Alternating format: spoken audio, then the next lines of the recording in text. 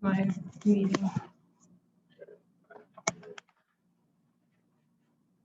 Back to recording. Thanks everybody for joining this morning. I'd like to welcome you here and thank you for joining us to get acquainted with the Maine Redevelopment Authority legislation.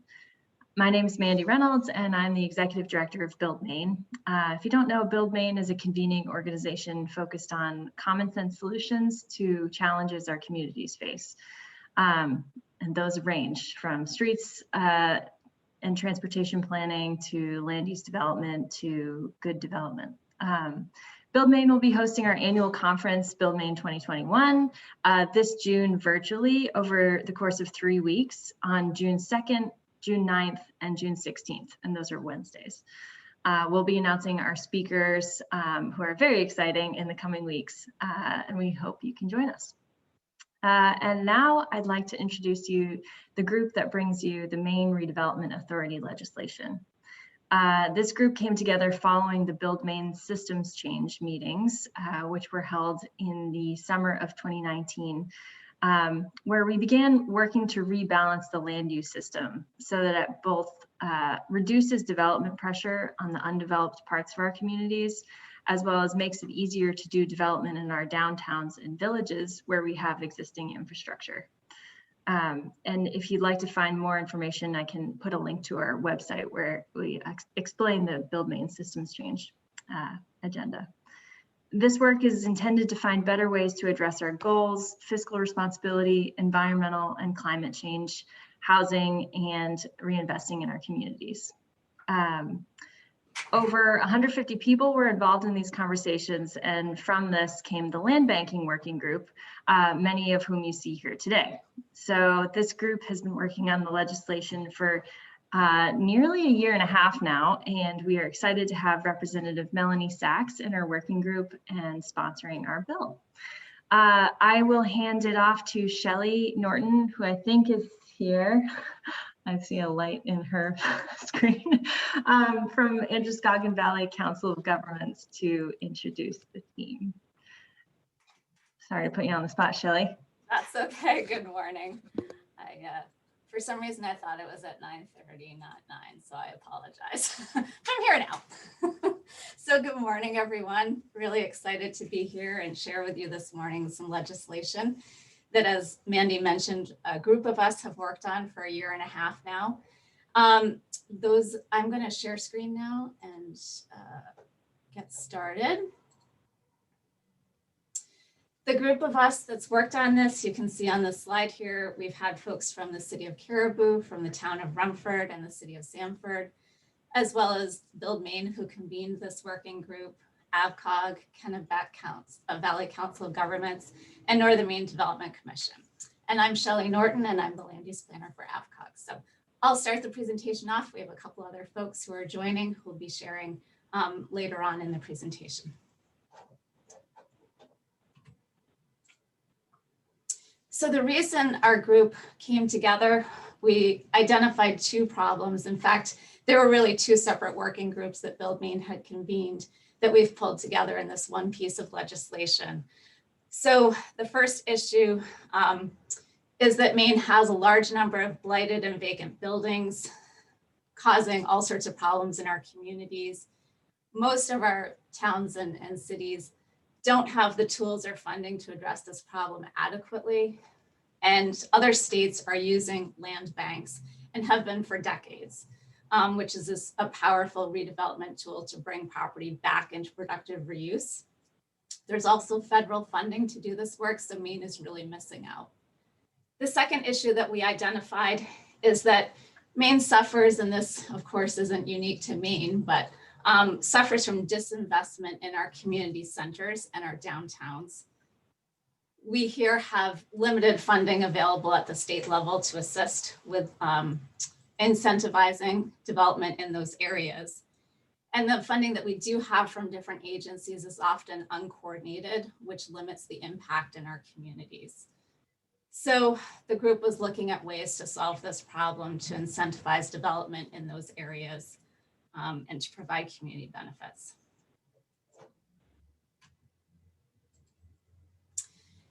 The solution that we've come up with in this legislation is to develop a redevelopment authority, which is a new authority in the state. It would actually be titled the Redevelopment Land Bank Authority. There's some reasons for that, mostly to make sure that we can get federal funding. But within that agent's authority, there would be two primary functions, at least initially with this legislation. The first would be to establish a redevelopment land bank. So this is enabling legislation for the state to have a land bank. But with that state land bank, there's also relationships that are enabled with this legislation for local land banks to form, as well as for regional land banks to form. So these land banks then work to move property that's stuck back into productive reuse. We'll talk about that in a few minutes. And the second program is the Development Ready Communities program.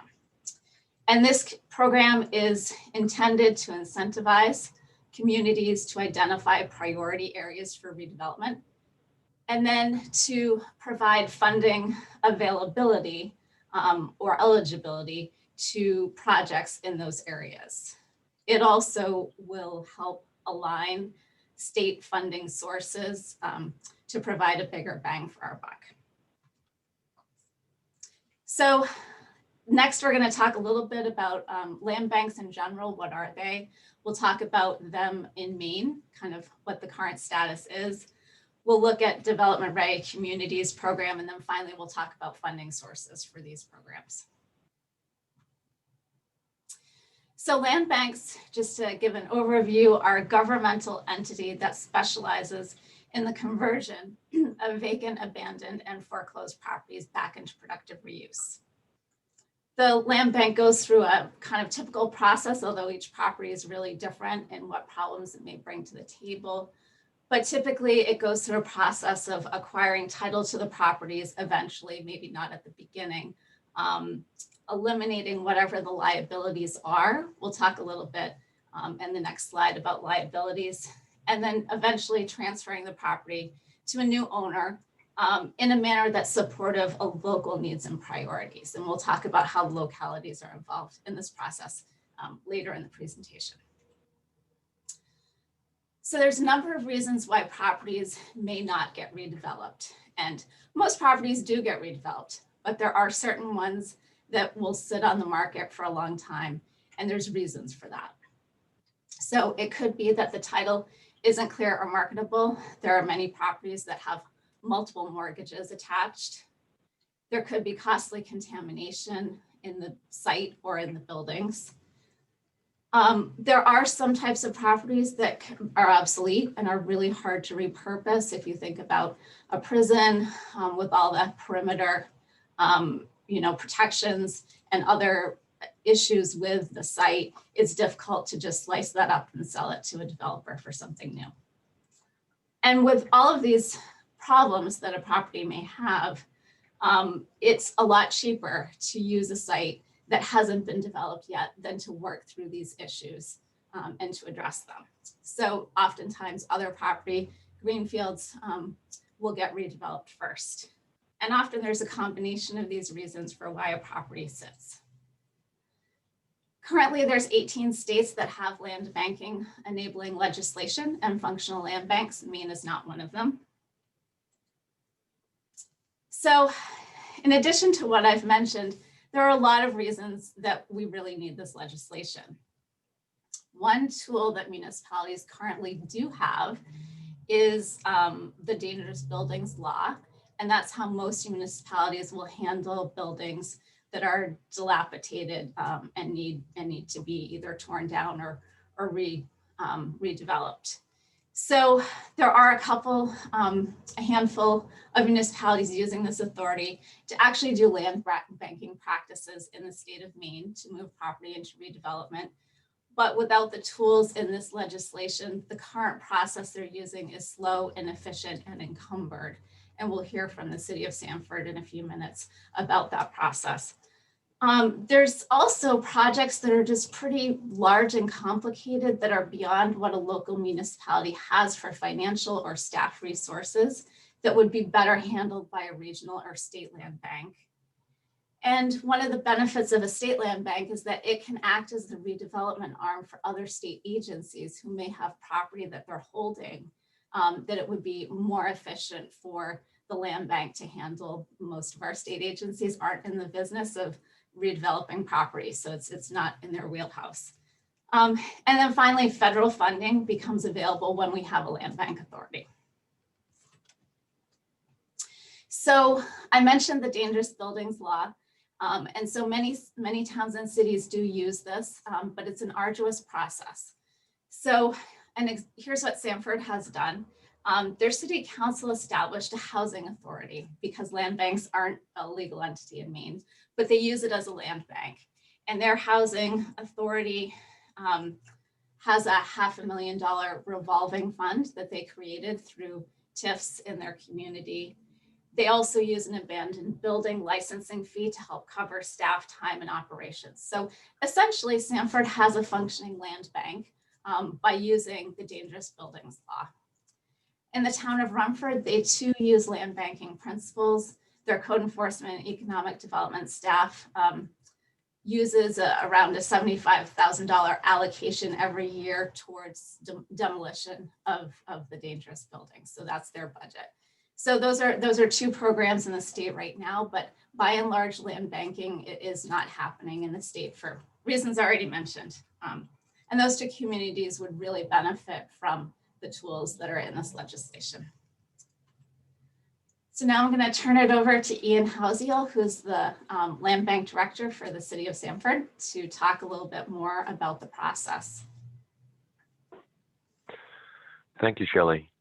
I think I've got a couple slides here. I'll try to keep it as brief as possible.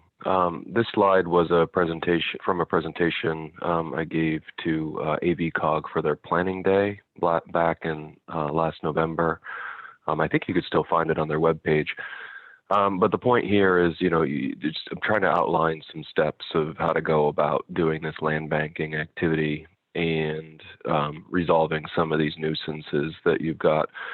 Because they're really sticky and they stick around for a long time. It's surprising how long. The one on the right, you can clearly see, as I say, you could drive a truck through the hole on that roof. And I'm sure that some of your communities have maybe one of these on the main street, or definitely somewhere in your neighborhood, one of your neighborhoods. And then the one on the left, some of these are larger mill structures that your fire department knows where they are. Your police department knows where they are. They just become, dangerous, attractive nuisances. You wish you could do something with them, but what's that saying about wishing?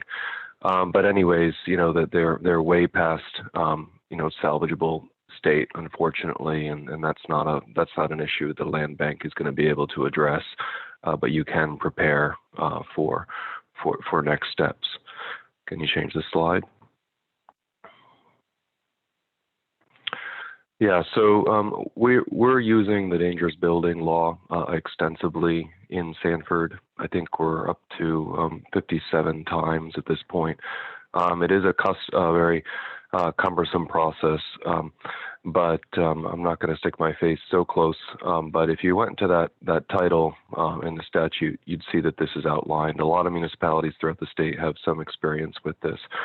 What becomes the most interesting to me about this this statement is inadequate, down at the very bottom there, inadequate maintenance, dilapidation. Then it starts talking about obsolescence, I think, which Shelley was just talking about a minute ago, and also abandonment. There's an abandonment law as well in the statutes. However, this one is just a more powerful tool for the minimal amount of work that needs to go through. And you can use this in some case, to preserve properties, which we've been doing extensively as well.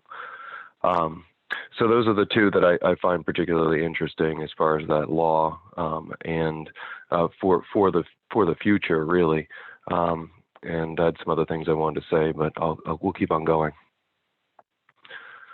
Then this is following along also what Shelley already talked about. The next step is you figure out what to do. The law authorizes you to secure abate, which is a very grandiose term there, and demolish, and then usually you want to remove it as well, and also dispose of it properly, right?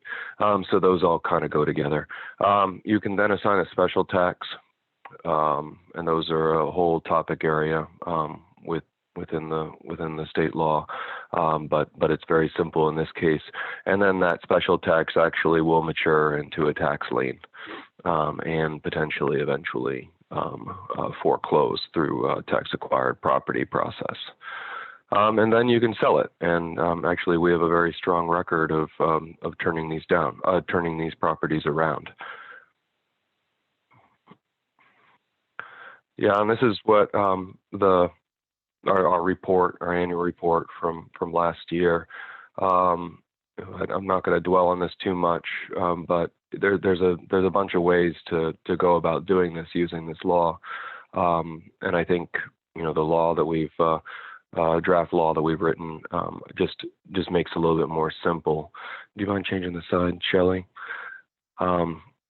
And I'll say that I don't know if Jim Tischler had been recognized either while we were talking about it.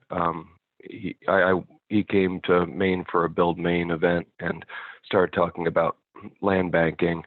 And I realized that he was running, or was the community development director for the state of Michigan Land Bank Authority. So he's really been helpful.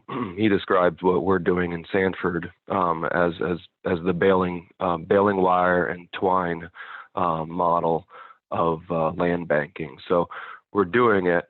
The law, will make it easier and more apparent, and then provide some very specialized tools. Just to talk about those specialized tools is an expedited foreclosure method, and really you're looking at situations where there's no win for anybody. And this property in particular, I got into a discussion with Jim Tischler about who's seen the most liens on a property. And I don't mean tax liens, because those are pretty straightforward, but bank liens and mortgages and all these things. Well, this one had 7. I think Jim said he had 9. So, when you have those, basically what happens is that property sits.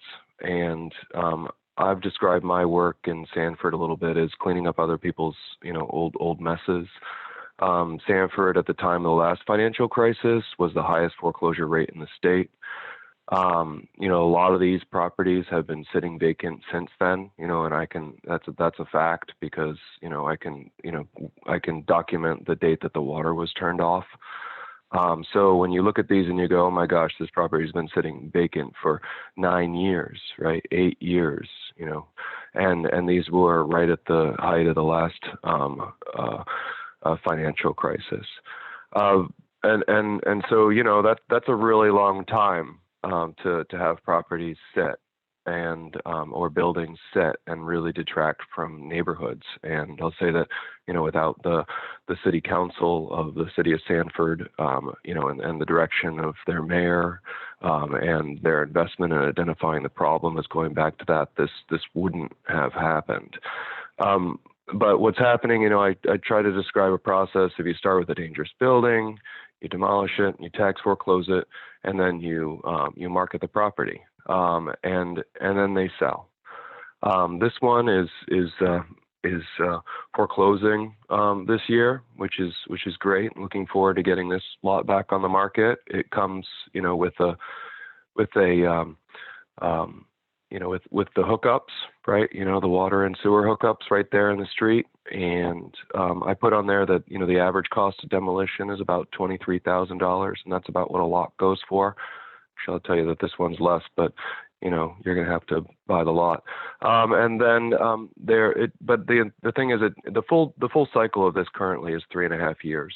So really you're, everybody's just waiting. And in the meantime, some of these, are vacant, and the mortgage company can't do anything about it, right? Some of these, there's no one there. Like there's no person, right, that owns it anymore. And so in the meantime, they just wait. So that 3.5 years is too long. Do you mind changing the slide? The one on the left, you know, I don't know what to say. What's the rumor? The largest drug bust in the state of Maine. That property was a rural development loan. I put it in terms of a loan. We cleaned it out. It was a new building at the time, right? And it was, you know, you get multiple complaints about what can we do about it. You know, the kids play equipment is gone now from the front yard, and it was just a really awful reminder, I think, for everybody around as well. So, you know, that property is still in bank foreclosure. Unfortunately, can't do any much more about it, but the city has taken the step to preserve the building. The one on the right, that was actually the first one I did for the city. You know, again, a hole in the roof just large enough to drive a truck through. It's just so sad that such a, you know, beautiful structure, you know, ended up in the state that it is, and, you know, just completely rotted out from the middle. But we've formed a partnership with Habitat for Humanity. We're really trying to, you know, we're having discussions about how they can ramp up their, you know, construction process, because they're really only working on a one every year. So we're, you know, they really tried pretty hard on the exterior facade, and they turned this property around. And then actually the prior owner, who it came from the mother, you know, she walked away with a couple $1,000s at the end of the day. So everybody kind of won here, you know, but it took the city council stepping in and saying, look, you know, this is not the way we're going to do it anymore. We can't have this, you know, this building sitting around. They identified the money, and they made it happen. Yeah, and then these are some of the examples of the commercial type structures that we've been dealing with. There's another one I did include a slide of, an old Gendron lumber building, but through the land banking, it you know, opened up a lot of property to development. As I said, you know, we had that Stenton Mill fire, forgetting the time frame yet, but the back half of the very large mill burned and was removed by the EPA. But these are actually some of more environmentally, you know, contaminated sites. So being aggressive on this. The one on the left, again, you know, very disappointing. You know, I think I dated this at 150 years old. This building, it had a fire on the 3rd floor, became a 2-floor building, you know, bakery, and then finally a dry cleaning facility. EPA did a $400,000 permanganate ground injection here to address the PCE, and then to address the PCE related to an issue across the street. And then after that, it entered into the DEP uncontrolled site program, which is similar, well, it shares houses with the landfill program. We worked closely with all parties, brought that building down. It's apparently closed, but at this point, it's not what it was. And then in the case of the one on the right, that collapsed earlier this year. And had we not had the land bank, and had we not removed the asbestos from the building only 1 month before, the city would have ultimately been, you know, we would have been left with the bill to clean up a huge pile of asbestos versus just a clean pile of wood. That's and along with other things that have taken place over the last 2 months. But that building's down. And I think that might actually be the next slide, but I can't remember. No, that's not it. But it's buildings down, and I'm glad to answer any questions later. Next, we're going to look at some slides from our friends in Northern Maine. Unfortunately, they weren't able to be on the presentation this morning, but the city of Caribou has been involved in the working group and is really interested in forming a land bank there. So here are some examples of projects that their city would really benefit from having a land bank to help resolve. The one on the bottom left is a starch plant, which they've used brownfields money and city money to help clean up, but there's still further work to be done. And then on the right, there's a couple of farm structures at this particular farm that are dangerous buildings that need to be addressed. On the top left, they have an abandoned mobile home park that if the city was able to kind of take ownership of and move forward, they could redevelop it into affordable housing units for the community, which would be terrific. And then the town of St. Francis took on a school there that's vacant. They had intended to redevelop it. They had a developer interested in an assisted living facility there, but because of the cost of the asbestos abatement, the city or the town wasn't able to move forward with that. They looked for loan or for grant opportunities and weren't successful. And the developer, dropped the project. So now they're really stuck with this building that at this point in time is in pretty good condition.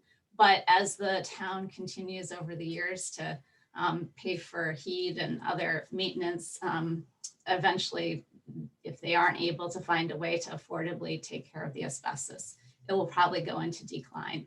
And there's examples in surrounding communities where that's happened. So it's a really unfortunate thing when a community has a resource like this that could be utilized, but they aren't able to just because of the financing. So I mentioned earlier that our legislation that we've prepared has an element of community control in it. The intent behind those who drafted it was to maintain the sovereignty of localities.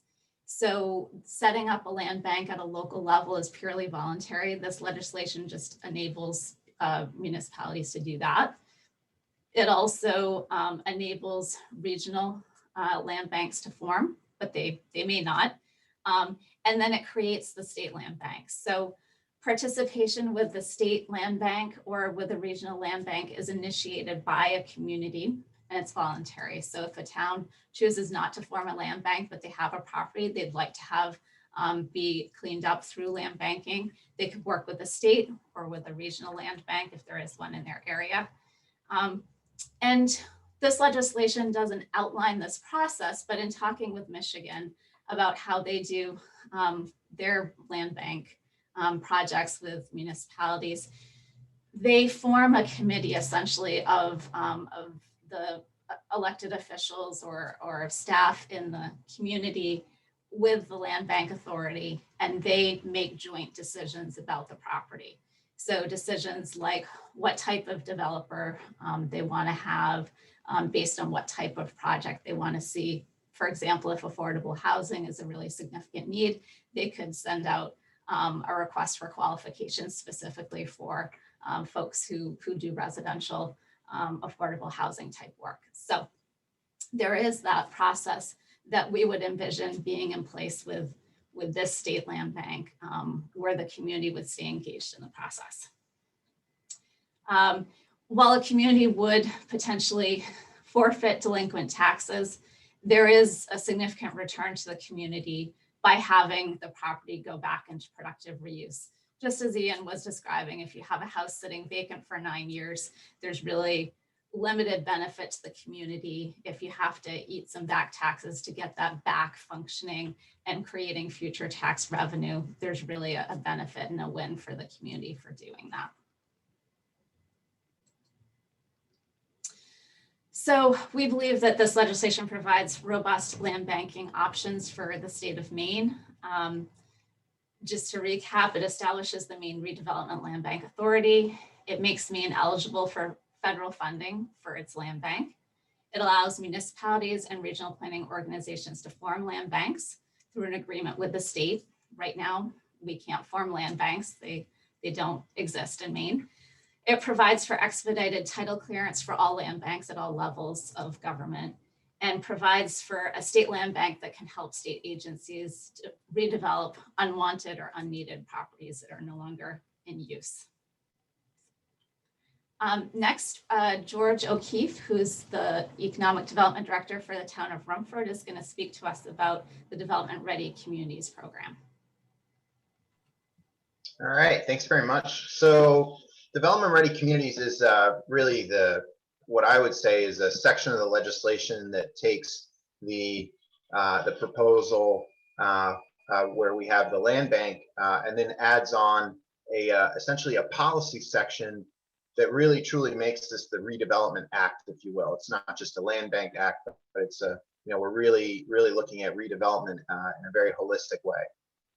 So we're providing for a land bank, but then we have this development ready communities program that is going to essentially create a committee to look at policy, and the policy specifically is in relation to how we do development in Maine and focusing on incentivizing redevelopment in areas of Maine where or in places of Maine where we can increase density and intensity, and also sort of reduce some of the structural incentives for greenfield development and kind of level the playing field on brownfields versus greenfields. That would be a very rough sort of way to describe what this is going to do in economic development terms that I think our audience here today is familiar with. Everybody understands greenfield, of course, being a clean build, brand new, field out in the middle of nowhere, was a farm for 200 years. Brownfield being, of course, where we are in the more semi-urban or urban context, or even just a rural village. Next slide, please. Thank you.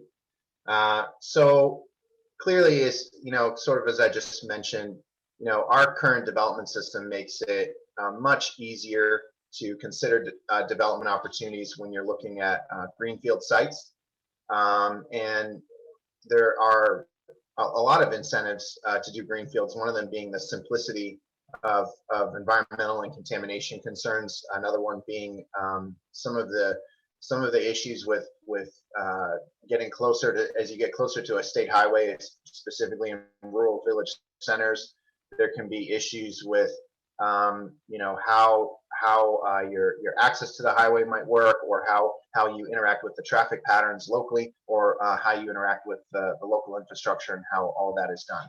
And so from a policy standpoint, again, what this is designed to do is to have a series of stakeholders come together who really think very carefully about state policy surrounding development and how we encourage redevelopment within Maine's existing built environment. Next slide. And so the program really is seeking to do a cross-departmental or even cross-agency alignment on some funding. We really want to help develop an approach in Maine that looks at all of the state funding streams and all of the opportunities to encourage development, and then provides an opportunity for localities of various sizes, very, very small and up to the largest ones, to create a series of priorities. And those priorities, essentially that list of priorities, which is designed around the existing built environment, encouraging density and intensity in the existing built environment, would then align with the state funding streams. So then we have the ability to take state money and localized priorities that are all done within the context of trying to redevelop within our existing built environment as much as possible, and to ensure that we can have the best value on redevelopment in Maine, and in particular to leverage our existing built environment. It's worth noting a couple key points. This is about creating an equal playing field for everybody, regardless of size and level of local capacity, and the regional planning organizations are going to be a very significant player in this. And I think it's also worth noting that what we have in the legislation right now is the conceptual piece. There's going to be a sort of a committee that would talk about this, and then we anticipate that there would be probably a very strong likelihood that there would need to be follow-on legislation to deal with implementation. But I think the key point again is we want a committee of stakeholders to gather together to develop standards for how we encourage redevelopment within Maine's existing built environment, and how we level the playing field of green fields versus brown fields. So the benefits of this is, we're going to use the existing infrastructure. We're going to, improve local quality of life, in particular within our built environment, and that includes the urban, semi-urban, and the rural village settings. I think that's very fair to say that when you rebuild or redevelop within a built environment, it promotes resiliency both on the financial and environmental side, and it also is going to spur additional investment. And for those of us coming from the municipal world, we all know that additional investment within a built environment can help support property values of the abutters, and so that's certainly clearly a positive on the tax revenue side as well. Next slide, please. So again, as I've said, we're talking about forming a committee, talking about developing the program. Again, this is what's in the legislation that's being proposed. And again, also, as I already mentioned, program details would then be enacted as a second piece of legislation. And the clear intention is there's going to be technical assistance available from regional planning organizations to assist communities. So that's a very important part of the legislation. It's short, but it is part of the legislation that fundamentally really drives the redevelopment process. And so to close out here, or to sort of coming to part 3, we're talking about how this is all going to get funded. We have federal opportunities that are clearly coming into play right now. We do not want the state of Maine to miss out on that.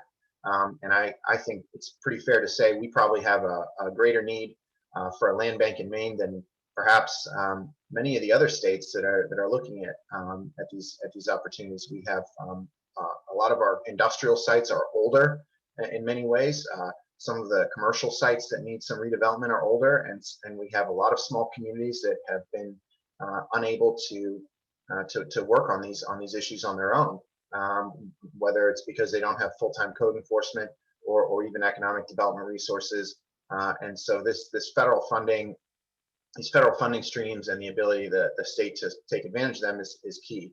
Next slide. So then the other part of this is we're looking at a $3 per ton surcharge on construction and demolition debris disposal. This takes advantage of the streams of construction and demolition debris that actually come from outside the state of Maine into the state, and also, of course, our local existing CDD streams. And then it's going to take that funding, put it into the land bank. So that would exist as an initial source of operational funding. Sales of land bank properties would also assist. Federal funding would also assist. Funding from CDBG and the EPA brownfields. And then there are also some other tools available as well. And so, I mean, I think it should be really clear to anybody in the Zoom today that we understand, of course, in our approach that a general fund approach was never going to be sustainable. So we've provided a fee which we believe will sustainably fund this land bank permanently into the future. And we believe that we're very comfortable based on projections as to where this stands right now, that it'll be sufficient. Oh, I have a question. Somebody wants to go back to the previous slide for a minute. Can we, Betsy, what's your question?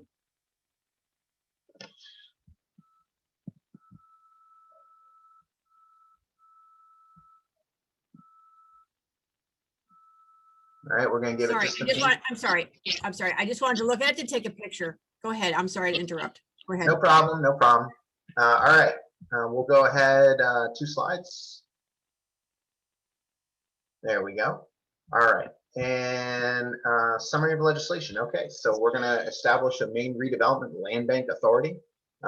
We worked very hard on the naming of this. We understand it's I think what would be called a word salad, but it does the job, and it also ensures that we're going to be very similar to all the other states, and it also ensures that the proper intent is understood, and this is something of making sure that we fit nicely into the box for the upcoming federal funding opportunities. So the name is cumbersome, but very much in line with what we are pretty sure the feds are going to be looking for. So that's going to make us eligible for federal funding. And then the municipalities and regional planning organizations are going to have an opportunity to form their own land banks. Provides for expedited title clearance, which is one of the issues that Ian has suffered through so terribly. And to be quite honest with you, we've actually had a couple of issues here in Rumford with some of those problems on title clearance, and in particular on structures that were abandoned, or just land parcels that had problems with title. So that really does come up, and it's a serious problem, and the existing means of dealing with that are considered to be insufficient, especially when we're talking about abandoned or dangerous. And it also has a state land bank that can really help out with some of these issues. So I think it's really, really important for everybody to understand that this is just a key piece of legislation that will produce generational progress in redevelopment in Maine. We're going to establish a development ready communities program. We're going to assist in collaboration and cooperation on local funding. And we're also going to create an incentive for communities to identify their priorities. And we're going to provide some technical assistance. And we're also going to look at funding for projects identified by communities. So next slide on that. There we go. So we're currently at the revisor's office. Representative Melanie Sachs on the call with us today is the legislative sponsor. Very, very grateful not only for her support, but also her leadership over the past, I think we're at 4 or 5 months now working with Representative Sachs on the legislation. Very grateful for that, and we believe we're going to land in the state and local government committee. All right, next slide. I think that's it. Yeah, that's the end of the presentation. Before we if I could just, yeah, I was just gonna say, before we jump to questions, Melanie, did you want to jump in and say a few things? thanks so much, Karen. Thanks to everybody on the call. I'm so grateful to see all of the many municipalities and organizations who are involved in this work being part of this early morning call this morning. So thanks to everybody for being here. My name is Melanie Sachs. I'm honored to be part of this group and to be sponsoring this legislation. I represent House District 48, which is Freeport and part of Pownell. Interestingly enough, I grew up in New Sharon, Maine, Western Maine, for all of you who know that tiny little spot of town. And I also have lived in Hamden, and I read in this morning's Bangor Daily News where Hamden is struggling with this very issue because they didn't have the funds to demolish some buildings that have been there for quite a long time. So the real thrust of this legislation, I am hoping you can see, is to provide maximum flexibility to any locality or municipality who would like to take advantage of it. I'd seen some questions in the chat that are talking about wouldn't it just be easier to flip? These are properties, I hope you are understanding, that developers do not want to touch for whatever reason, whether they're environmentally compromised, have, as Ian and Jim had a competition of the number of liens that are involved. There's some complications, and every community has these. And this amazing work group from over a year and a half have been saying, this is what we need in order to move those forward. And it strengthens communities by focusing on local problem solving and priorities. That is the best way that the state of Maine, in my view as a legislator, we can help, is to strengthen communities. I was also a town councilor in Freeport for 6 years. My job is to help communities move forward with projects that they've identified and that they want to do. And this is one tool to do that we are not able to do right now because we don't have this enabling legislation. So we're hopeful that keep those questions coming so that you can see how this project could potentially fit with yours. One last thing, the revisor's office, as many of you know, has been a wee bit bogged down due to the pandemic. And so we have had multiple work sessions with the office, and we're really trying to get that legislation, because I know at least the draft, out to you as soon as possible. So thank you. And last thing I'd like to say is this is really garnering bipartisan interest. And that's one of the best things about it, is because the small smaller municipalities, the larger municipalities, those with capacity, those without, all can really benefit from different parts of this legislation. So it's a really nonpartisan and yet bipartisan issue. So thanks for the time today.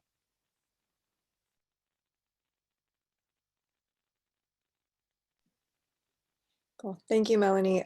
Let's jump into questions. If people want to raise their hand, we can call on people, but we can start with some of the questions that people already put in the chat. And I'll start off with one. Tex asks, any estimate of number of these properties in Maine? Are they mostly residential or also commercial? Anyone want to take a stab at that one? Yeah, I got that. So the number of properties is easily in the hundreds, if not in the thousands. But I think the priority, as you saw in the presentation today, is clearly to work first with properties that are typically industrial or commercial in nature. The school in St. Francis is, in my opinion, terrible to see a high quality government built public facility that could clearly be converted to meet the needs of the community and to meet the general needs of the demography of Aroostook County, with an older population who clearly wants to be able to age in place. And the barriers that are present right now exist simply because of a lack of resources at the municipal level, or even, perhaps the school district. But that is a prime example of why this type of organization, this land bank, needs to be able to exist, because there are so many communities like that have these kinds of properties that could be converted, but they need some really significant technical assistance doing that. So the short answer is it's hundreds, if not thousands, and the focus, we believe the focus of the land bank would be primarily on industrial and commercial initially. Thanks. Ian, I think this one is for you. What's the timeline for a property to go through the 3 steps you outlined in your part of the presentation? 3.5 years currently. And the amount That's of why time, the purpose of the law. Sorry, and, that's why the law changed. That's a long time. yeah. And what do you think it could be under these new rules? I probably would think it's more down in the order of I'd like to say, a year and a half, but more like 2 years, and anything less than 3.5 would be a win. Fair enough. Another question from Amanda Olson. How much staff time is required annually to administer the land bank in Sanford under the current model? Yeah, I saw that question. I was trying to figure out how to answer that. I think it does require staff time. I mean, I think, this isn't a silver bullet here. I mean, you definitely need cooperation between multiple agencies, maybe you do that at a regional level, depending on where you are. To saying process 55 dangerous building hearings, I mean, that's time that the city council had to sit through all those, right? So we got in a routine of doing them, and that we ended up starting at the beginning of the meeting because they were public hearings, and then we moved them to a special meeting. So even at that level, and then Sanford is a comprehensive code enforcement program as well. So I mean, I'd say, George's numbers there are exactly right. We have 87 vacant buildings, right, of all that kind. I'm hopeful that some of them will be able to short circuit the problem and return them back. But in the meantime that they're sitting, I saw, recently one of those buildings that had that had just gotten broken into, right? And it was just a beautiful building that you'd like to preserve, but otherwise it's just sitting there. So I think easily 100, at least in Sanford. So I would, and I mean easily just round numbers, but the thousands. And then as far as the time, for myself, I mean, I wear a lot of hats for Sanford. I think the time, if you've never done a dangerous building hearing or gotten to that level, you're going to have a steep learning curve. And it will require, if you're going to do it at a regional level, coordination that way as well. But I think the point here is, that this is, absolutely essential to getting these properties back into use. I keep on describing it as like, this is like just the bottom basic tier of what you do regarding redevelopment is take control of that land and find your own, for your community, and make sure that you can return it back into its potential use. So, that was what I was hired to do.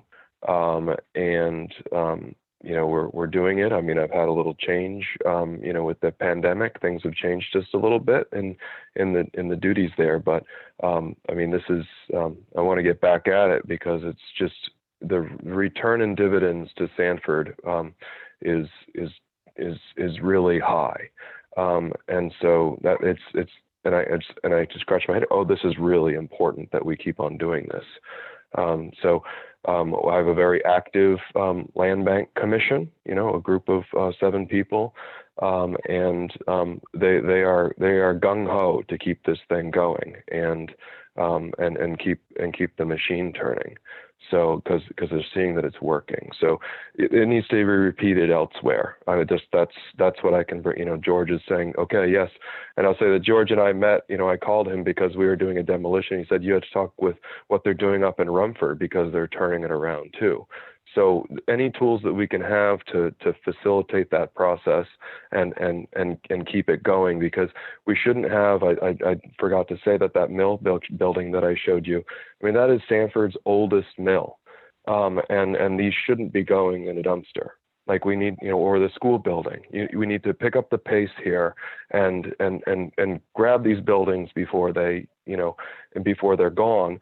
And then we just simply need to clean up the mess because we're just going to hurt everybody else while we wait.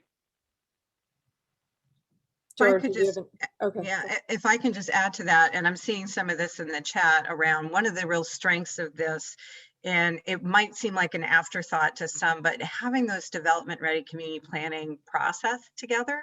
And so if you are having that conversation about what are priorities for this community, you can already start attracting those. If you think affordable housing is the way to go, you can already be talking to folks so that by the time that property is ready, that you have at least some connections and plans around that. And so I really want to focus your attention to both parts of this legislation because they really do complement one another. Sorry to jump in there, Kara, but I'm a big fan of DRC, so thanks. Cool. George, did you have anything to add, or are you leaning in just to get a closer look at your computer? Okay. So Kevin, we're going to answer your question, but I think it would help if you helped ask it. It's a question about with non-conforming structures coming down. How can a developer put up a new structure and recoup their cost to develop? I'm not exactly clear on what you're asking, so go ahead. I'm just worried that some of those houses that are being taken down as part of a government effort to abate or deal with a derelict property or dangerous property, a lot of the zoning laws that are in place in our downtowns, a lot of the structures that are there are non-conforming. So once you take that property down, you're told you have to now have a 20-foot setback. You can't even put a structure in that's going to fit, that's going to make the numbers work. So you're just going to end up with a vacant lot. I mean, probably better than a building with a hole in it that you could drive a car through. But how do we address that too? How do we make that part of the conversation? I mean, I know the development ready communities piece could be a part of that, is making sure that our zoning matches what our community needs or wants. And then, running the numbers with developers to make sure that the projects can actually get built. One of the things that the model that Michigan follows does is the town is part of the process. And so in that situation, your town select board, let's say, who's involved with the land bank on a particular parcel would become aware. Somebody would hopefully be looking at that staff or the land bank themselves and would make them aware so that if rezoning needed to happen to make it developable, that could be part of the process that the town is undergoing to allow it to redevelop, and as they work with the developer that they end up partnering with, and often in Michigan, they usually will create a development plan that's a community-led design effort.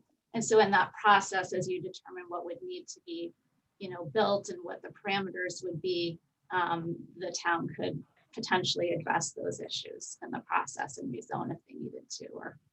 So that's one way to go about answering the problem. And you have something else? So, yeah, I just wanted to say, just answer the question directly. It all depends on what community you're in. The property that I keep on bringing up there with that mill building, I mean, that's along the Mousom River, just above Kennebunk. We evaluated that building from a zoning perspective to make sure that it could be rebuilt in its current location. We haven't removed the foundation for starters, so that keeps it in that non-conforming status anyways. We verified, setbacks from the river as well for shoreland zoning. So you can, that's the idea behind this is our mantra is, make sure that this property is development ready. So when we're taking out a single family home in a neighborhood, or, we're taking out a 2-unit, I mean, we don't thankfully go too much higher than that. There's some other cases, but we do know that a building, some kind can always go back there. Our intention is to have it rebuilt. Melanie? I wanted, in a minute, I'd love George to talk about, because I know our friends from Caribou talk a lot about the cost to municipalities for cleaning up these properties or reassessing them. But one thing I wanted to definitely also highlight is somebody had asked for an elevator pitch, and it really is going to depend on your community and what's important to you. For some of these communities, the Maine Climate Council's recommendation around building codes and how to build better, more affordable green housing is really where their communities are at. And this can lend itself very well to aligning those goals with that community, for example. Or if green spaces is where your community is and you want to develop more urban green spaces, then that can help too. And again, you don't necessarily need a land bank for all of this, but for many municipalities who don't have either the planning or the resources for abatement or redevelopment, this can be that. So we will be sending the slides out to everybody so you can find what nuggets really work for your community. And of course, we're here to help that as well. Ooh, can I also say, I think that was Nate's question there. I was thinking about an answer for him. I think, are you in gray now, Nate, or just, is that the case? Nate Rudy? He is. Or is he? Yeah. So he's in Cumberland County, right? And so I think, if Nate, if you have interest in doing that there, then, honestly, I think your best bet is to, the idea behind the regionalization was, this probably wouldn't be something that Portland would do, but maybe the county would do it, or maybe, or GP Cog might do it. I was reading the paper this morning, talking about, heading back towards the federal funds piece, is that, Androscoggin County just got $20 million with the federal stimulus package there. And, I think that, Shelley and I were the ones that, that we kind of got together. She's like, oh my gosh, other states do this at a county level or regional level.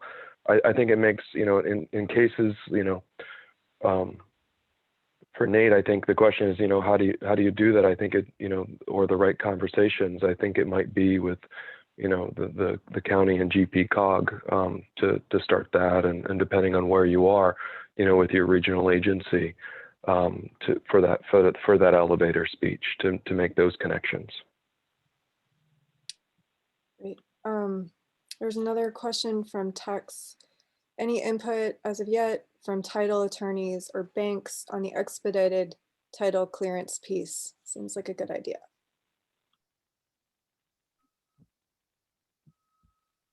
Ian, I don't know if you want to take that one or not. Yeah, I'll give that. Yeah. I was gonna say, Oh, my short if you've always got a good perspective too. So thanks. Go ahead.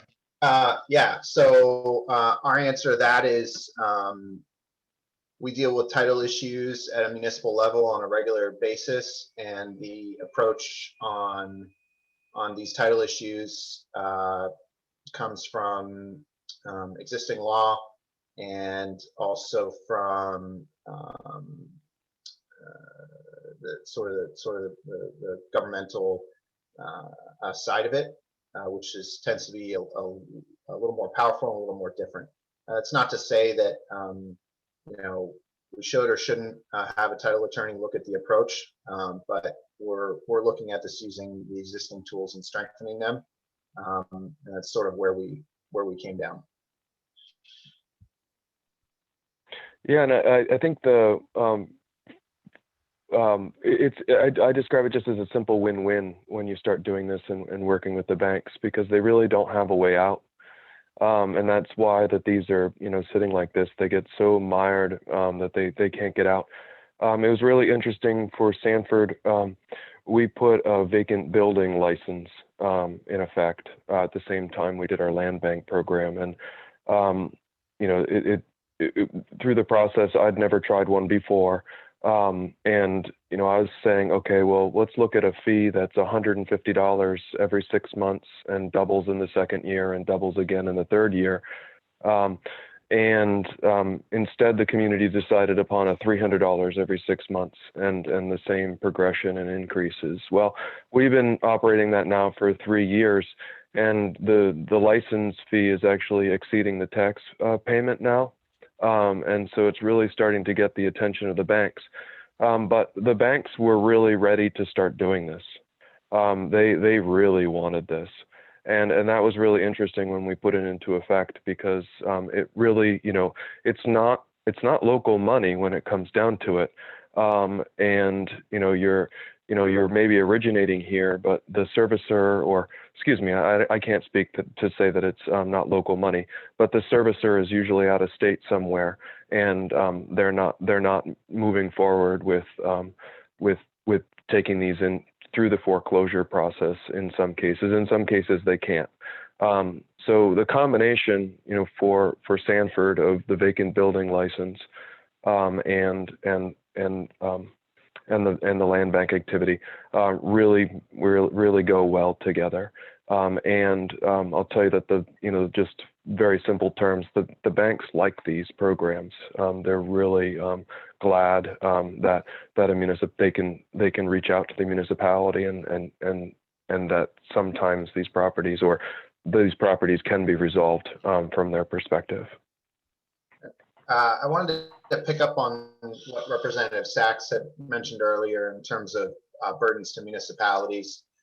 If you're a municipal official listening to this today or involved in municipal administration, one of the key problems that has come up with these buildings is we have situations where municipalities have to take on buildings. And some of the more extreme examples are things like the Lincoln Mill. Or for example, in Caribou, Ken Murchison, who's the code enforcement officer up there, had to deal with a bird's eye frozen vegetables plant that was full of asbestos that the city of Caribou took on, and it took them 10 years of funding work to get it fully abated, and that included using municipal general property tax revenues to do the cleanup, which is probably the worst outcome scenario possible, where you have a non-productive property or parcel. It's not producing you any tax revenues, and you're spending, I think Ken said they were trying to allocate $5,000, $10,000 a year to do abatement work on this bird's eye plant, and because of the burden on the municipality and the inability of the municipality to fully fund the abatement, it meant that the property was staying off the tax rolls longer and longer over time and not developing new value and not developing new revenues. So when these properties end up getting stuck with a municipality and you're dependent on municipal tax revenues to clean them up, the timeline that they end up in the hands of the municipality starts to stretch out into, for decades at a time, potentially, depending on the relative size of the property versus the relative size of the municipal budget. This is a small town, small city problem that is really pretty serious when you look at trying to do redevelopment in communities that are economically distressed. So this land bank is really going to help out with that issue, and we feel very, very strongly that it is going to help get some of these non-productive properties back into productive use, and also back into revenue-producing use. That is a key point, potentially the most key point of them all, in favor of why this land bank authority should exist, whether it's at the state level or the regional level or at the local level, is the ability to get money into properties that are stuck, and take the burden off the property taxpayer, and access other sources of funding to do these cleanups. And then at a very small scale, I think as George said it best, he said, okay, so what's the impact of land banking? And it has to do with property tax value and sale value. And he said he was removing, those properties that were at the lower end of what was on the market. And what you're seeing was your average market value start to increase, and then you're seeing your property value increase as a result. When George told me that, I went back and evaluated what Portland had, and I'd found that what we had been doing was removing those properties that had the highest appreciation applied to them, and those with the lowest property value. And then all of a sudden, we're also seeing our tax value increase and our market value increase. So, yes. Great. Juliana, if you're still on the line, you had a question that, again, you might want to help clarify. Is there going to be criteria for a shovel-ready project to help guide communities? Do you want to elaborate on that a little bit? Oh, yeah, sure. I just meant it was something that I know when I worked on a similar bill in New York, that having that criteria, like specific metrics for communities to get the land ready. I think Ian might have mentioned that before, but specific things that communities should just check off their box to say, okay, now we can send this particular project or parcel to the state or the agency that's helping to take care of the land bank in their community, just to help get it as ready as possible and accepted. When it's on the way into the land bank program? Correct. Yeah, so Juliana, when these are properties that are actually completely unprepared for redevelopment. So the worse off they are, the stronger a candidate they become for being moved into the land bank.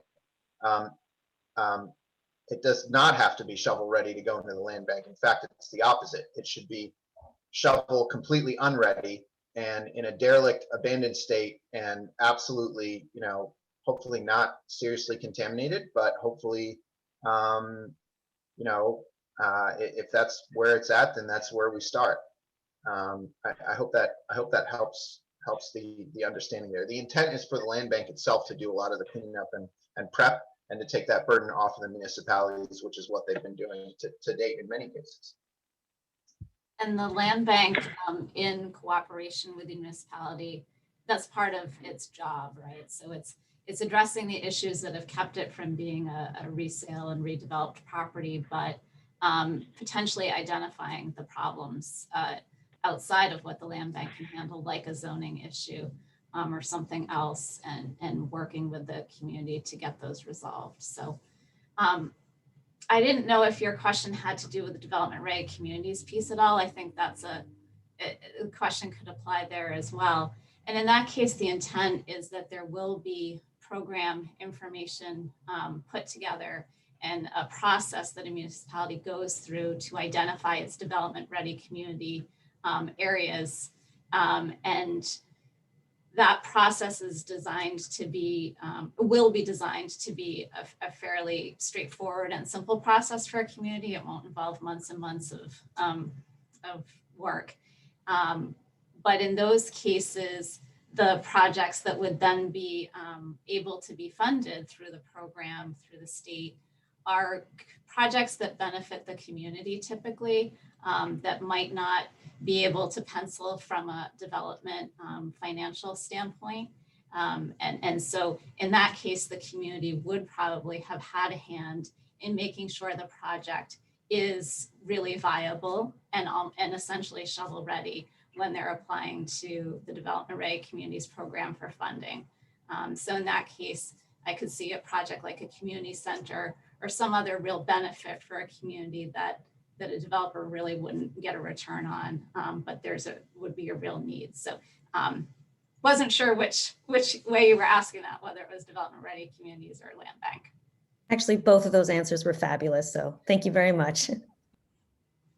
Picking up on the development ready community theme, we just got a question from Tex.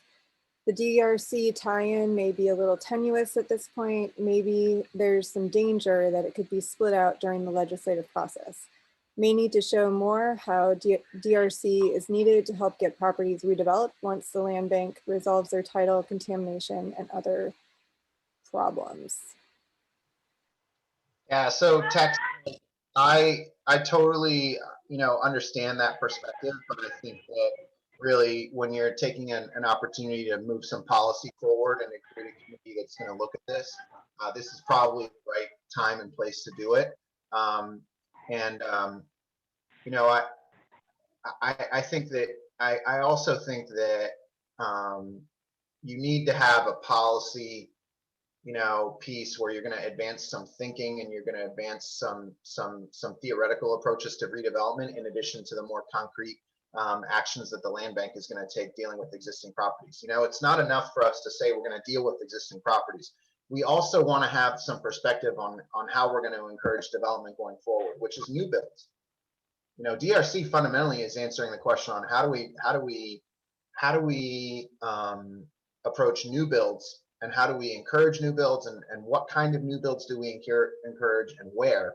And that really is I think the tie-in is, land banks are dealing with stuff that's been built, and how do we deal with the existing built environment and how do we improve it? And then the DRC really is saying, okay, here's our existing built environment, and how do we deal with new development, very likely brand new construction within this built environment, and how do we encourage that within the context of what we're doing on the brownfield side? Yeah, I think the brownfield side is really important to point out too, related to that. I was thinking, we talked about the land bank law quite a bit, and then I think George, you actually put that, I think you and Cara, maybe some others put that piece into the legislation, and I just think it's a perfect fit because it's these properties that are just scattered. I think I've talked about with Nate Rudy as well. Just everybody has a little piece of brownfield funds throughout the state. Not to say that would be upset in any way, but that targeted redevelopment focusing, on some of these properties that are really holding communities back. So, and I was thinking about Juliana's question as well. I think that was the connection with the development ready communities is really important to have the discussions around targeted reinvestment from that state agency perspective. And as every time I revisit this, I say, okay, this makes sure this is going to work. Some of the other steps that are involved to follow up on that question is that there's also the need to decide locally whether or not you'd form a regional organization. Then there's the relationship that needs to be created between the state land bank and the regional or local organization. And then there's the agreements of how like Sanford has a revolving fund or capitalized to address some of the smaller type properties. And then that discussion that needs to take place of how the state land bank authority will address some of the larger commercials type structures as well. So a lot of programmatic pieces, a lot of details that would be established after the enabling legislation is put into effect. But I do continue to like that there's a strategic effort involved in targeting certain properties and certain communities as well to make sure that there's the highest return on investment. And that takes me back to what Jim Tischler kept on saying over and over again with the land banking is you have to make sure that you're targeting your reinvestment rather than spreading it thin. Awesome. A question from Kevin Sutherland, or actually it's a statement, Kevin. 946B needs to be addressed as part of this effort. Could you elaborate? Sure. So 946B, I did provide a link earlier to the legislation as well. That says that a municipality that takes ownership of a property through tax foreclosure, the prior owner has a 5-year window to prove that that property was taken without proper process or notification. So it's an onerous process to go through the courts and do that. But what it does is it basically puts a title hold on that parcel and makes it very difficult for it to be redeveloped without a release deed from that prior owner. So for example, there's a single family home in your downtown that has been sitting there for a decade, but unless you go find that prior owner, or the community takes it, go find a prior owner, get them to sign something, it's just going to sit there, at least for that 5-year window once the municipality takes hold. So it's very difficult to flip or get bank loans to renovate or replace. I think the land bank authority could be a verification arm that verifies that a municipality did follow the process correctly. So if the state does end up taking ownership of the property, have redeveloped, others, if they don't, if a municipality or if the state bank doesn't take the property, it could be redeveloped by others. So it's essentially like a third party that comes in and says, municipality, you did the process correctly in the tax foreclosure. It's now free and clear. So it basically removes 946B. Ian, what's the approach that you guys have on dealing with this? Because I'm pretty sure your land bank already takes that into consideration. Yes, we do. There's, I think it's this same conversation came up when we were talking with Bangor. And that's that quiet title 5-year period under the tax law. I'd say that there's a fair bit of confusion across the state regarding what you just described as well. I was trying to view it in practical terms. A lot of these properties are abandoned. So I'm trying to think of when that situation might occur that someone literally comes out of the woodwork to claim back their single family property on Main Street. When in fact, I have yet to see that occur. And we've done a number of these. I think a companion to, whatever a municipality does is a very strong tax acquired property policy. We benefited from our city manager's tax acquired property when Steve Buck, when he was in Caribou, and we continually look at it and continually make sure that it meets all requirements of law. I think one of the most interesting parts about it is we're currently in our redemption period. And this is actually after the property tax forecloses, by which we allow the prior owner to buy back the property by paying all taxes in full. So not only do we go through the step of that foreclosure, that automatic foreclosure, but we then allow additional time to acquire the property back. And so at that point, it is I've heard suggestions that, you know, if you were to transfer the property and someone was to build on it, there is that potential for you know, for a redemption, but it actually might need to be in total. You know, meaning that, like, if, you know, you're, for example, Kevin built something upon it, then they would actually need to buy that from you as well. So there's, it hasn't at all. I mean, I continually ask the question, and from a practical side of things, you know, having these, you know, pieces, you know, it really does depend upon the municipality, because that's the taxing agency. And it's really important to make sure you get it right, and to continually make sure that you get it right. So it's just, you know, that's a pretty amazing power, right? When it comes down to it, you know, is to foreclose on a piece of land, and have the title, the rights to that title afterwards. And, you know, some of the other pieces, I mean, we also regularly waive foreclosure for these brownfield properties, right? So that's just, those are some of that nexus with that quiet title. I think it's 536 maybe of the tax code there, but it's a pretty short one. It seems to have a lot of case law for such a short piece of legislation. I think that Sanford is unique in having a strong policy about the foreclosure process. I don't know if maybe the Land Bank Authority then has or part of the development ready communities has make sure that a municipality has a policy, or there's a template policy that's used and followed by every municipality. Just something to strengthen a municipality's ability to properly tax foreclose, and then protect somebody who comes in and wants to make a, you know, bring the property back to life. Yeah, and Kevin, it is really important. We had really actually a very similar question come up on the Clown Pillsbury building, 109 Congress Street in Rumford, which miracle of miracles, is suddenly under private ownership again. And I like that one, George. I did like that property. We are very happy, very, very happy about that one. And when they actually took out, I gotta remember how they did this. I think they used a lien on something else, but they took out a mortgage using the building as collateral.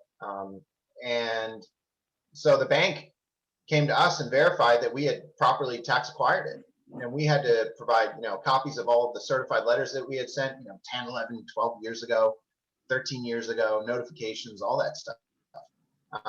And so the bank really wanted to know that we had dotted our I's and crossed our T's when we tax acquired it. And, you know, we had the slips from the certified letters from 13 years ago. So I think you're absolutely right. From an administrative standpoint, you have to do it right. You have to be able to prove that you've done it right. And if you can't, you know, you're gonna end up with this window. The property had passed the 5-year window, but the bank couldn't be confident of that unless we had the documentation showing that we had properly tax acquired it. And so because we had the documentation, which in another scenario, in a small town where they're not managing it directly, they would pass that documentation onto the land bank and say, here's our doc, you know, file showing we did the certified letters, we did the notifications, we properly tax acquired, here it is, and it's already outside the 5-year window. You guys are going to be able to do whatever you want with this. So just to follow up, Erica's asking, does the legislation clarify the process beyond where it is now? I think that's really It's a foreclosure issue. No, I'm not. It specifies a unique way of foreclosing on an interest after you follow a certain process through the court, but it doesn't touch, you know, tax foreclosure process. I mean, I think, you know, Kevin's point is well taken. You know, it's funny. I've said you need a tax acquired property policy, you know, just for good governance every time we've been meeting, and I feel like everybody's eyes glaze over when I say that. But this is outside, you know, the land bank. Every municipality needs that. You just need that, and just, you know, for some reason, I don't think there's any reason why anybody would forget it. But just it stands alone. I mean, you need that. That's between the city's treasurer, and whoever holds that position. But so we did talk about this as being a topic that could be addressed as part of separate legislation. And it is, I am working with Victoria Morales to put this legislation, changes to 946B in. So as that makes its way through the legislature, maybe that can be addressed at that time. Great. Well, that was super. You have a hand up from Erica. Oh, Erica, go ahead. Thank you. I'm sorry, I just was looking for a little clarification. I'm very confident in our local policy on the tax acquired property. We do quite a bit of it here. But what I'm not clear on is, Ian, what you were talking about, the reacquisition in toto. We just went through this on a property and had a hard time selling it, and it's a great property, it's lakefront. But because of that 5-year window, we were having trouble actually selling it. We were lucky to find someone eventually who did want to take that risk. But so this statement that you have in there, that interests me. But is that part of existing law, or is that something that you're telling us we build into our own local policies that if someone were to come back and try and reacquire this property after someone else has developed it, that they would have to pay for the redevelopment in addition to the reacquisition costs? What I'm saying is I couldn't conceive of how that would play out. I haven't seen it. I haven't been doing this for 20 years or 50 years. But that was the only way, as a practical side of things, barring everything that George was saying. I mean, I'm not suggesting, and I don't think we have it all, and I think we're just talking about tax acquired, policy. I think Kevin's referencing a lot of different, that law that I have no knowledge of whatsoever, so I was very much speculating on any way that this could potentially, happen, and I continue to look for, what problem is being fixed. That's my opinion on it, because when you do what George just described, right, is you make sure you have all your documents, laid out. That is what you need to do, and that's what it is. So I need to try and answer, Erica, your question a little more directly. Okay, so you're asking, should you have a tax acquired property policy that you should have built in terms of, should you have the reacquisition and the transfer to a new owner built into all that? Yeah, that's good policy. And that's what we do, to be quite honest with you. That's in a way what we do in Rumford, which is when we tax acquire, we make sure that we tax acquire in such a way that we're going to be able to manage the reacquisition going forward. And that's a matter of practice for us, because we assume that when we tax acquire something, we're not going to hold on to it. And that actually is, there are municipalities here in the state who get stuck with properties. Our working assumption in Rumford is, if we tax acquire something, we're finding a way to get it back out the door. So when we have to bring it in, we're making sure that we're doing everything right, so that when we deliver it going outbound, we can do that. And in some cases, we're stuck with some properties for over 5 years, so the 5-year redemption's expired. And I mean, I guess, should you have a policy? Should you have a tax acquired property policy that considers reacquisition? My answer to you would be absolutely yes, because your working assumption should be, we want to get something back into tax producing status. And in order to do that, you have to make sure that you're taking it in properly. The same applies to land banking. And again, this is land banking as a practice versus having a formal land bank. When you have a formal land bank, you're going to want to make sure that when property is delivered to the land bank for them to work on, that they're going to have all the documentation that goes with it, and the municipality's cooperation, collaboration, and support of that process will be crucial.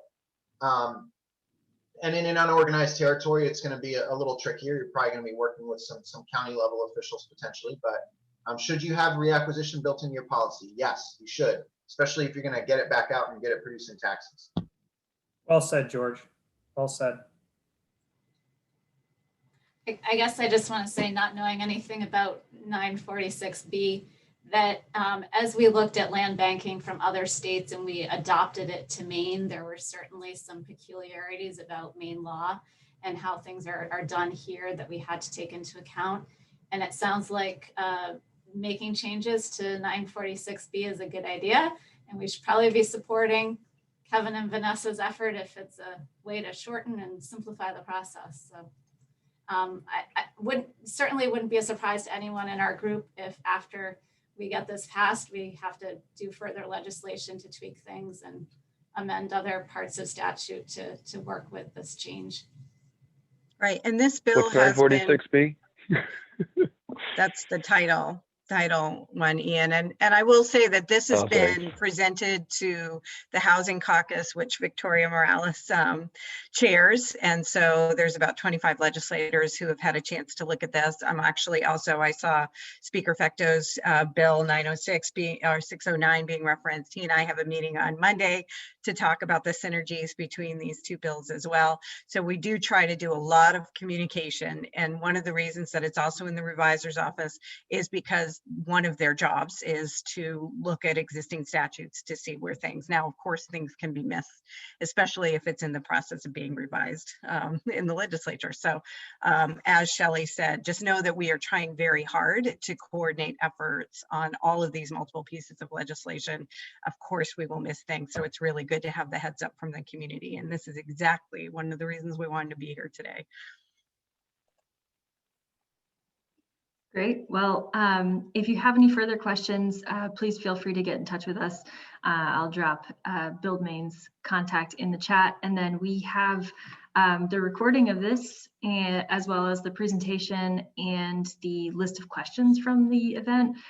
So we will circulate that as soon as we can get it all wrapped up. Thanks everybody for joining today, and we'll see you later. Thank you.